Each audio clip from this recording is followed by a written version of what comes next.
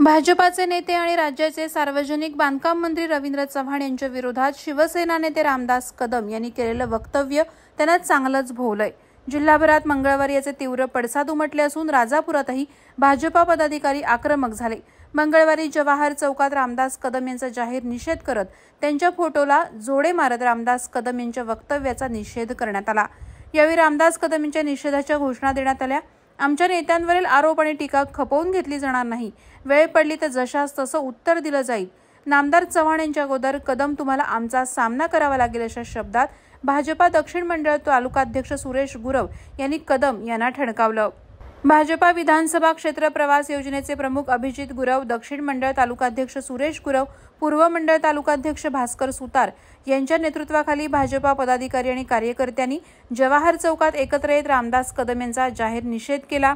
यावेळी तालुका सरचिटणीस अमोल सिनकर, ओबीसी सेलचे प्रदेश सरचिटणीस अनिल करगुटकर, महिला तालुकाध्यक्ष सौ सुयोगा जठार, जिल्हा चिटणीस दीपक बेंद्रे, जिल्हा कार्यकारिणी सदस्य ॲडव्होकेट एकनाथ मोंडे, जिल्हा युवा सरचिटणीस स्वप्नील गोठणकर, शीतल पटेल, विद्याधर राणे, नाटे सरपंच संदीप बांदकर, सचिन शिवणेकर, जब्बार काझी, जिलानी काझी, फारुख साखरकर, सुधा चव्हाण, रसिका कुशे, सुप्रिया कुर्ले, गोवळ सरपंच अभिजित कांबळे, सौ रेणुका गुंडिये आदींसह भाजपा पदाधिकारी आणि कार्यकर्ते मोठ्या संख्येने उपस्थित होते।